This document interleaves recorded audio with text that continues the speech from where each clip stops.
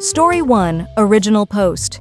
Am I the a-hole for ruining my brother's childhood memory by admitting I photoshopped it 14 years ago? When my younger brother, 20 now, was 6, he went through a huge Harry Potter phase.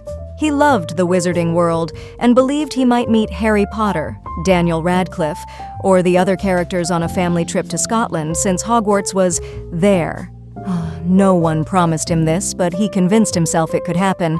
Sadly, the trip was canceled after our grandpa passed away, and my brother was devastated for both reasons. To cheer him up, I decided to craft a souvenir. I was 16 and had just discovered Photoshop, so I edited a picture of my brother with Daniel Radcliffe to make it look like they'd met. I printed it, framed it, and gave it to him without telling him it was fake. He loved it and fully believed he'd met Daniel. Soon, he had an entire story about the meeting, what they talked about, how Daniel hugged him, etc. It was so sweet, and none of us, my family and I, had the heart to tell him the truth. Fast forward 14 years, and my brother still didn't know that the old, low-quality picture of him meeting Daniel Radcliffe is fake.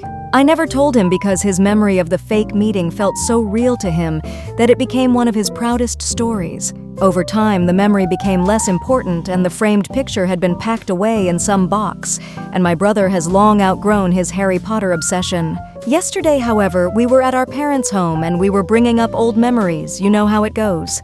The story of meeting Daniel Radcliffe came up, and thinking it was harmless, I told him the truth. I thought he'd laugh, but instead he got visibly upset. He didn't want to believe me at first, thinking I was messing with him. I told him the real story of how and why I did it. He told me that it feels like I robbed him of a real childhood memory that he really cherished, and he feels embarrassed thinking about all the times he's told people about meeting Daniel Radcliffe in person, even recently. We ended our conversation on a semi-good note, though. I apologized for not telling him sooner, because I do feel bad that it meant so much to him even now. But I don't regret it. Back then, it made him so happy during a rough time, and I don't regret giving him that joy. I just didn't realize how much it still meant to him. So I'm just wondering, am, or was, I the a-hole? Now for the comments, not the a-hole. It's like Santa. You did it with good intentions, and he never met him. He was 6, now he is 20. Maybe disappointing, but he's 20 years old. It would be worse to continue the fantasy for an adult. I am sure no one ever thought at the time this would be the result 14 years later. Sounds like he just never got the memo, it wasn't real. Much worse things that can happen as an adult. This comment nailed it. While it's a bummer he feels embarrassed, you had nothing but the sweetest intentions and definitely thought this would be a few year-long phase, not something he held on to for life. Don't sweat it. Soon he'll have better small talk to make with the people he told about meeting Daniel when he's able to laugh about this. I don't think either brother is the asshole here. 14 years ago, the OP was a teenager trying to do something nice for his little brother. And now, I'm sure it's hard for the brother to learn the truth and embarrassing to think he might have to tell other people he inadvertently lied to. Really, the parents should have intervened once they realized the 6-year-old believed he met Daniel Radcliffe. I'm a tad surprised that you could convince a 6-year-old they'd met their idol when they hadn't, but you're still not the a-hole. Did he even question it at the time? False memories are well documented in child psychology. It's very easy to convince someone of a false childhood memory, and they will even accidentally fabricate additional details. There doesn't have to be any malice involved. It's just a weird quirk about the way brains work. I don't get why people are comparing this to Santa. This feels so extreme that everyone kept up this lie for so long. You're almost 10 years older than him. Why didn't you or anyone else tell him sooner? Your grandfather died. He was a child grieving. This false memory would have been so easy for a young kid to cling onto in the midst of all that. It seems so cruel to do this for years. Everyone sucks here except your brother. You're the a-hole for not telling him sooner. This is not like Santa or the Easter Bunny or unicorns or anything like that. This is something that could have actually happened, and there was no way for him to know it didn't really happen. There are better ways to cheer up a kid than lying to them. This is seriously insane that you allowed this to go on for so long. If my family had told me I met someone or had visited a specific country as a kid and had a photo that looked real, I would absolutely believe it. I don't have much of a memory at that age, and anyone who says they actually do probably have false memories like your sibling. This is a horrible and weird thing to do to someone you care about. Not the a-hole. You were 14, he was 6. You did a cute thing for your kid brother. It's not on you that the adults in the situation never clued him in, and let him persist in thinking this event really happened into adulthood. Really, they should have done something, up to and including getting him professional help, when he started developing the fantasy that the meeting had really happened and behaving like it was a real event. That is when the adults should have intervened, because that is when it stopped being harmless fun. Edit for ages. I misread the original post. If OP was 16 when the pic was made, then the brother would have been 8. If he was 6 when OP was 14. That doesn't substantially affect my point here, other than that it is perhaps even more worrying that an 8-year-old would develop this fantasy, because at 8 he should have been old enough to recall that they never went on the trip, so there was no possibility that he met the actor. Wow, you and your entire family gaslit him. For years, for over a decade. Your parents should have stopped you from giving him that photo as a kid. Yeah, you meant well, but so what? Doesn't change the fact it's now having real-time consequences. Meaning well doesn't change the fact you all lied to him. The biggest assholes are your parents for allowing and perpetuating this. You're slightly the asshole for going along with it. Not the asshole for finally telling him, even if you did break his heart a little, and now he's gonna question every single one of his memories. And what else you and your parents have lied to him about. True. Op is the a-hole for admit telling the truth, but he is the a-hole for lying to his bro for years along with the rest of the family. I have almost no memories from before I was 9 years old, much less 6. My parents could have told me I was in another country until the age of 7, and I'd have believed them. Update. Hello again, Reddit. My post from a week ago got quite a lot of attention. Reading through all the comments was an experience. Thank you all for sharing your thoughts and gently or not so gently humbling me. Apparently, the consensus is that I'm kind of an a-hole, but like a well-meaning one. I'll take it. The thing that amused me the most, though, was how everyone just assumed I'm my brother's older brother. For the record, I never said that. Could be his sister, could be his sibling. It's 2024, people. Let's not default to dudes all the time. Anyways, a lot of people told me to find a way to contact Daniel Radcliffe for real and get some kind of message to my brother. While I appreciate the ambition, I don't exactly have Daniel's number lying around, and cold calling celebrities isn't in my skill set. Besides, I figured my brother might appreciate a bit of humor over me spiraling into some overly elaborate apology plan. We hadn't seen each other since my post, but we finally met up Saturday, and I brought him a new photoshopped picture of 20-year-old him with Daniel Radcliffe, captioned, "Reunited at last." I just made it on my phone, and thankfully, he loved it, and definitely doesn't think it's real this time. Seriously though, we had another conversation about the whole situation. My brother said it was still crappy to find out like this, and so late, but that he appreciates me telling the truth. I asked him about the memory and how it felt so real to him, since a lot of comments were wondering that too. He said that, looking back, it's possible he knew it wasn't real at first, but started telling a story about it to impress his friends, and somewhere along the way, he started believing his own hype. I also told him about the Reddit post, and we had a good laugh reading through some of the comments together. But when I jokingly asked if I could share either photo, he gave me a hard no. So, sorry, Reddit, these masterpieces stay in the family. Now for the comments. I can imagine you two reading all the "you're the a-hole" comments and your brother being like, "You're terrible, the entire internet agrees with me." Haha, nice. Right, we both had a good laugh about it. He's fully milking his victim status now. It's like I handed him the ultimate sibling trump card, not the a-hole. Here's to brother one day meeting Daniel Radcliffe for real. I'm glad you two worked it out. It's unfortunate it got so out of hand, but why didn't your parents ever step in and correct it? I mean, you were just the older sibling who tried to make their little brother feel better after a major letdown. I 100% get why you did it, and I think it was a really sweet gesture, but why did the child's parents never step in and correct him? Why did they never pull him aside and tell him it wasn't real? Hell, they probably had the Santa conversation. They couldn't have just tacked this on too? It'd have actually been the perfect segue. I get that kids like to play make-believe, and I'd never want parents to quash their child's creativity or imagination, but there's a difference between letting your kid play pretend and letting them go all in on a delusion. Not the a-hole, but you weren't the one in charge of raising the kid. You did something nice to cheer up your little brother. That was very sweet, but when they realized it wasn't just a childish game and he genuinely believed the story, they should have stepped in. Ironically, none of us ever believed in Santa. Wasn't part of our family's traditions. I can't speak for our parents here, but I think they figured it wasn't worth crushing his excitement over something that wasn't hurting anyone. They probably assumed he'd figure it out on his own, but clearly that didn't happen, and I guess we all underestimated just how real it felt to him. But it's possible that they did try to tell him and my brother was stubborn enough not to believe them. I'll remember to ask them when I get the chance because it was so long ago and there might be more to the story than just my perspective. Story 2. Am I the a-hole for beating my girlfriend's brother at a game when I would normally let him win, to prove a point?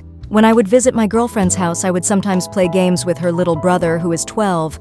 When I would play competitive games against him, I would normally let him win. Call of Duty, etc. I was visiting again a few days ago, and her little brother had 2 of his friends over, and I overheard him talking about me. He was telling them how bad I was at games, and it must make me mentally disabled to be so bad. He used more offensive language. He said my girlfriend must be stupid to be dating me too. I could hear his friends laughing about it. It was quite hurtful as I had tried to be friendly with him. A bit later, I said to him, "Want to play some games, buddy?" And he acted polite, but I could see his friends laughing to themselves. I played Call of Duty against him and did not go easy. His friends were now laughing at him, and he was on the verge of tears before he stormed off to his room. My girlfriend wasn't happy. Later in the car, she accused me of deliberately making her brother cry. I told her I wasn't trying to do that.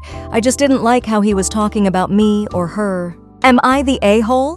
She said he is just a kid and I should have just left it. Now for the comments, not the a-hole. Your girlfriend's brother trash-talking you behind your back wasn't cool. Calling you mentally disabled wasn't cool. I know he's just a kid, but he's a jerk. He needed to be humbled. Good job, OP. Keep smashing the little crap, lol. Exactly.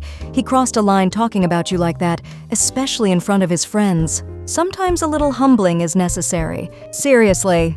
And to cry about it? That was a bit much. If my friends laughed, I'd tell them keep laughing because they're up next. Surprised he didn't catch on that OP was letting him win because my kids sure did as they got around that age and asked me to stop. Not the a-hole. Not the a-hole. Children being molly-coddled is the problem here. They shouldn't be shielded from things like not winning. They need to learn how to deal with those emotions. A 12-year-old storming off to his room is a bit sad. A 25-year-old doing it is just bad. He got a bit full of himself, and he was brought down a peg or two. He will get over it, and hopefully he will learn something from it. Not the a-hole. It's a harsh world. He shouldn't be taking about anyone like that. Hope he learned a life lesson and a good reality lesson. Not the a-hole. He needed a reality check. Trash-talking someone who's been kind to him isn't okay, even for a kid. Not the a-hole. This is why you don't let your kids or any kids win just because they're little. They'll learn. Not the a-hole. It is one thing if you has let him win and he did so gracefully. It became something else when he not just trash-talked about you, but even made personal comments about you and your personal life, like why your girlfriend was dating you. Like you said, you had tried to be friendly to him, but he betrayed that for no other reason than to puff himself up in front of his friends. Your girlfriend was wrong. You should not have just left it. Her brother learned a valuable lesson about treating people with respect and dignity. After all, if he had not been so rude, not only would you have not beaten him so badly that day, but you would have allowed him to keep the illusion that he was better than you in Call of Duty, and he could have saved face in front of his friends. Everybody sucks here. He should not have used ableist slurs about you. No excuse? You've spent all this time letting him win, and therefore letting him think he's better at the game than you. You then seemed surprised he thought he was better at the game than you, and then chose the time he had friends over to take him down a notch and embarrass him. Sounds less like you were trying to teach him a lesson and more about your ego. He's 12. Tell him you overheard him, that it's not okay to talk about anyone like that ever, and that you actually go easy on him. Talk about ableism and why it's not okay. By not addressing the language he used, you haven't actually taught him the lesson he needs to learn. Not the a-hole, play stupid games, win stupid prizes. You're the a-hole, not for beating him senseless in the game, but for letting him win in the first place. You should have been teaching him how to play for the last 6 months or so, with the occasional win thrown in for when he showed you he was learning and getting better. Everyone sucks here. You wasted a learning opportunity. You could have been a lot more sensitive, and you've probably made him a target for teasing from his friends. The issue for me is that he doesn't know you've been going easy on him. If you were actually bad at the game, he still shouldn't be talking about you like that either. You haven't actually dealt with the behavior he's just going to be nasty about to other people instead. You should have made it clear at the beginning that you were going to play casually instead of super competitively, as it is. You could have taken him aside, without his friends, and told him that you've been playing casually because you just want to have fun with him, but if he's going to be rude like that, you don't want to play anymore at all because that's bad sportsmanship. As well as separately ask if he wants to play full competitive no holding back instead of casual. After you've tried to address it kindly, if he decides to be a little crap with more pride than sense, then that's on him. Story 3. Am I the a-hole for not unlocking the door at the Pilates studio? I recently invited one of my co-workers to a hot Pilates class. It was both of our first time at this studio. The class started at 12 noon. At 11:55, I was already set up in the studio, and I texted my co-worker to ask if she was close. She said she was 5 mins away. At 12:05, she still had not arrived, and the Pilates instructor locked the door to the building and started the class. My friend texted me at 12:10 telling me the door was locked and to let her in. I did not feel comfortable leaving the class to go unlock the door, as I assumed the instructor locks it for a reason, and it was my first time there. I told my friend the class had started and I couldn't leave. After the class, my co-worker had texted me telling me she was mad at me for not getting up and unlocking the door for her. But how can she be mad at me when she was late? Am I the a-hole? Now for the comments, not the a-hole. From my understanding, Pilates requires a certain amount of concentration. The instructor locked the door because it is not the kind of thing you would want people walking in and out of. Being that it was her first class, she should have made it a priority to be on time. In my opinion, leaving her outside saved you both from potential embarrassment and bad first impressions. Not the a-hole. Most workout studios have this rule in place, and once 5-10 minutes has elapsed from the beginning of class, doors are closed and people aren't allowed in. This allows the instructor to be fully present for the beginning of class and for everyone to settle in instead of getting distracted by someone walking in and setting up. You're not responsible to check your phone every 30 seconds to see if your late friend has arrived. It's not your studio. It would be extremely rude for you to unlock the door. Not the a-hole. It was not your door to unlock, and you could not disturb the instructor mid-class to unlock the door. There is an old say, snooze you lose. Exactly this. Locking the door was a statement. Imagine the commotion OP would have caused if unlocked the door and this person came in, set up and all that. OP and friend wouldn't be invited back. Not the a-hole. OP, you need to firmly let your coworker know that you couldn't unlock the door. It was not your door to unlock. If a coworker wants to come on time next session, she's more than welcome, but she shouldn't be mad at anyone but herself for this mishap. Not the a-hole. I teach yoga. Class begins on time and I lock the doors. I get that things happen and we all run late from time to time, but I need to be respectful to the entire class and their time, which means not delaying the class and not allowing people to interrupt. I also admittedly would not be very happy if one of my students disrupted class by getting up and unlocking the door for a late student. She's mad at you for her being late? That's not your fault. Studios lock doors for a reason, and it's not fair to disrupt everyone else just because she couldn't be on time. You're not the a-hole. Thank you. She's making work so awkward and being so cold towards me, and I'm in disbelief because she was the one who was late. Thank you for listening. If you like the video, consider like and subscribe. If you want more stories like these, turn on your notification to receive the latest stories.